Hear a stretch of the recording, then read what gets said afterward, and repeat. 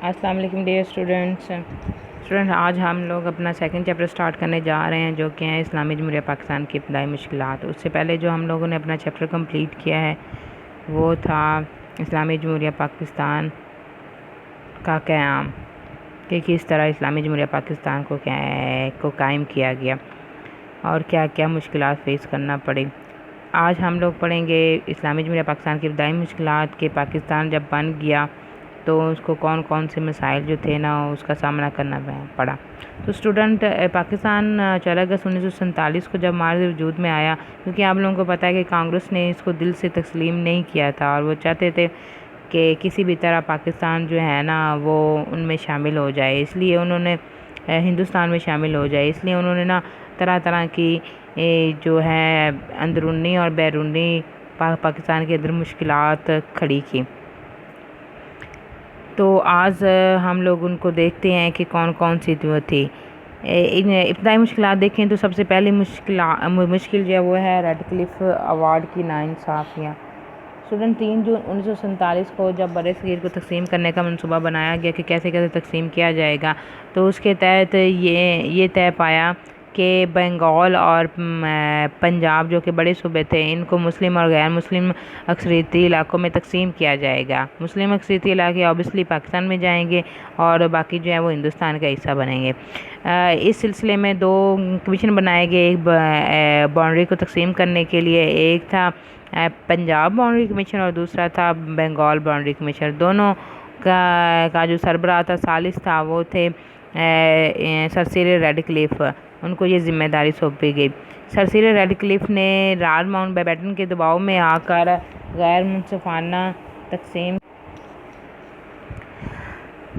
اس نے یہ کیا کہ مسلم اکثریت کے جو بعض علاقے تھے جو کہ پاکستان میں شامل ہونے تھے، وہ اس نے ایک منصوبے اور سازش کے ذریعے کے تحت جو ہے نا وہ ہندوستان کو دے دیے گئے، اور اس بات کا جو اعتراف ہے نا وہ اس کے سیکرٹری نے بھی کیا ہے کہ اس طرح کیا گیا، ناانصافی کی گئی۔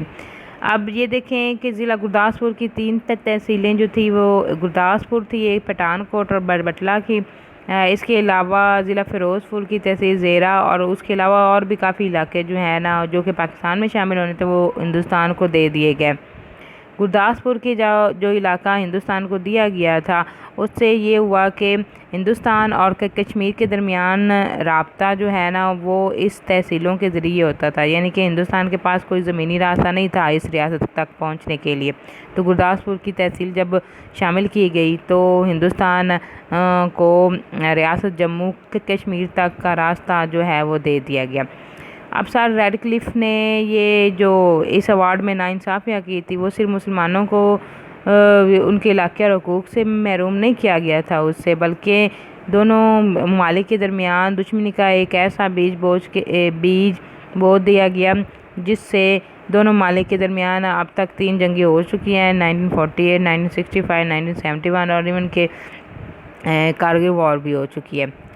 اب آگے دیکھا جائے تو دوسری جو اس کی مشکل تھی پاکستان کی تھی وہ تھی انتظامی مشکلات۔ پاکستان کے علاقوں میں سرکاری ملازمتوں پر جو بھی لوگ تھے فائز، وہ تھے غیر مسلم، اور جب برصغیر تقسیم کیا گیا ہے تو وہ بڑی تعداد میں ہندوستان چلے گئے، دفاتر خالی ہو گئے تھے، دفاتر میں فرنیچر، اسٹیشنری، ٹائپ رائٹروں کی کمی تھی، اس کے علاوہ دفاتر کی بلڈنگز جو تھی وہ کم تھی، تو بہت سارے مسلمانوں نے نا کھلے آسمان کے نیچے جو ہے نا وہ کام کیا۔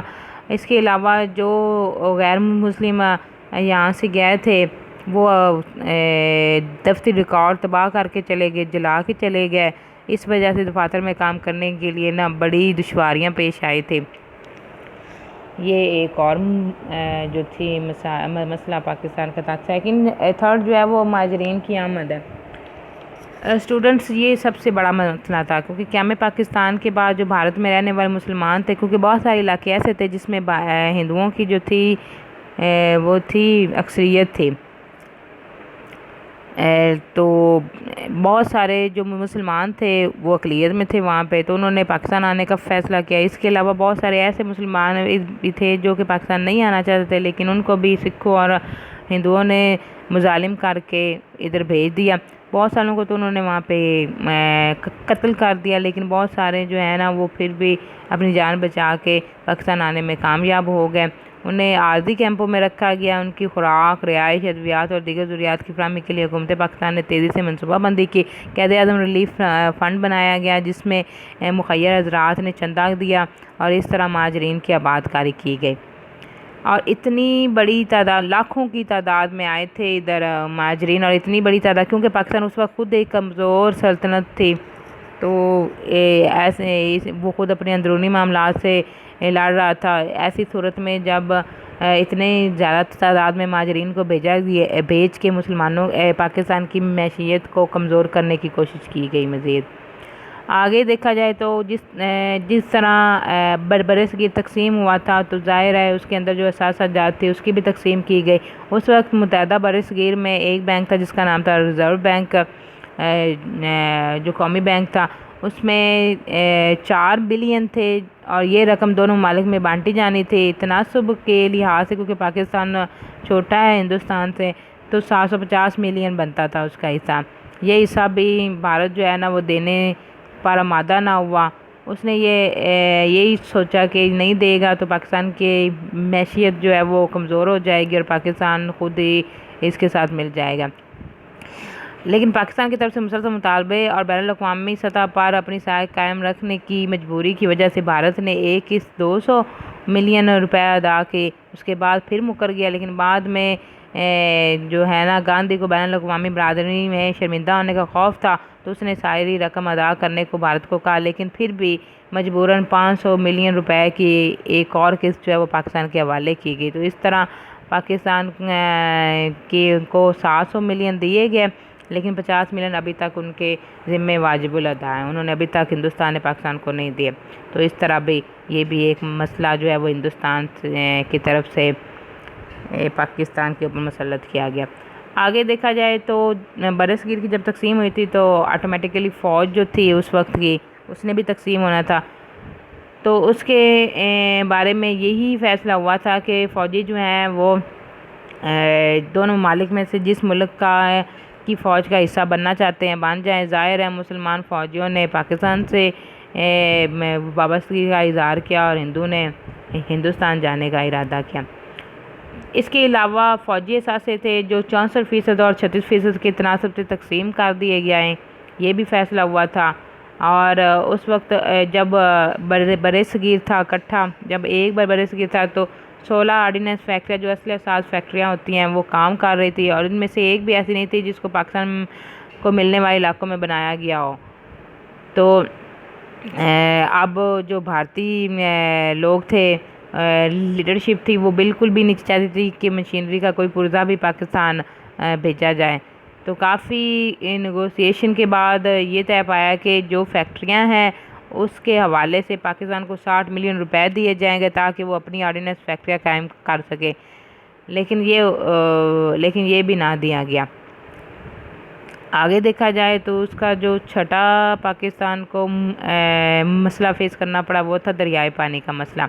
اسٹوڈنٹ، جب تقسیم برصغیر ہوئی تو دریاؤں کی قدرتی بہاؤں پر بھی اثر پڑا۔ بین الاقوامی قانون کے مطابق دریا کا قدرتی راستہ برقرار رکھا جاتا ہے، اور جن 2 یا 2 سے زیادہ ممالک سے دریا گزرتا ہے ان کے پانی سے وہ مستفید ہوتے ہیں۔ کوئی ملک دریا کا رخ بدل کر کسی دوسرے ملک کو اس پانی سے محروم نہیں کر سکتا۔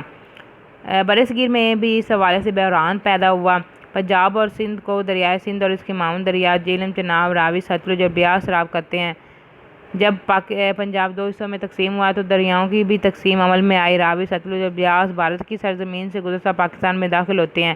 تو جس طرح بھارت نے باقی مسائل پاکستان کے لیے پیدا کیے تھے، اسی طرح اس نے پانی کا مسئلہ بھی پیدا کیا۔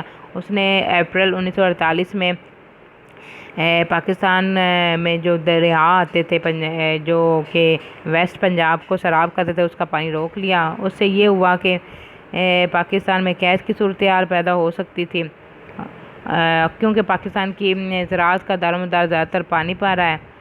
تو اس کے علاوہ ایک بڑی زیادتی جو ریڈ کلف نے کی تھی نا وہ یہ کی تھی کہ جب اس نے اسرات کا تعین کیا تھا تو اکثر ہیڈ ورکس جو مسلم اقلیتی علاقوں میں ہونے کے باوجود بھی بھارت کے حوالے کر دیے گئے۔ تو اس سے یہ ہوا کہ پاکستان میں تو قید کی صورتحال پیدا ہونے کا خدشہ تھا، تو پاکستان نے سخت احتجاج کیا۔ تو پھر عالمی بینک نے صورتحال کا جائزہ لے کر پاکستان کی مدد کا اعلان کیا، اور کافی غور و خوض کے بعد عالمی بینک کی مدد سے دونوں ممالک کے مابین ایک معاہدہ سنتاس کا معاہدہ جو 1960 میں طے پایا، جس میں 3 دریات راوی، ستلج اور بیاس بھارت کا دیے گئے اور 3 دریات سندھ، چناب اور جہلم پاکستان کو سونپ دیے گئے۔ اس کے علاوہ بھی منگلا تربیلا ڈیم بنائے گئے اور 7 لنک کینال بنانے کا بھی فیصلہ ہوا۔ تو اس طرح سنتاس کے منصوبے کی بدولت دریائے پانی کا مسئلہ کافی حد تک حل ہوا اور پاکستان کی فکر دور ہوئی۔ تو اسٹوڈنٹ یہ تھے کچھ ابتدائی مشکلات۔ کل ہم اس کو کنٹینیو کریں گے اور وہ ہے ریاستوں کا تنازع۔ تو کل ہم اس کا جو ہے نا پاکستان کو جو ابتدائی مشکلات پیش ہوئی اس میں ریاستوں کا تنازع پڑھیں گے۔ اپنا خیال رکھیے گا۔ اللہ حافظ۔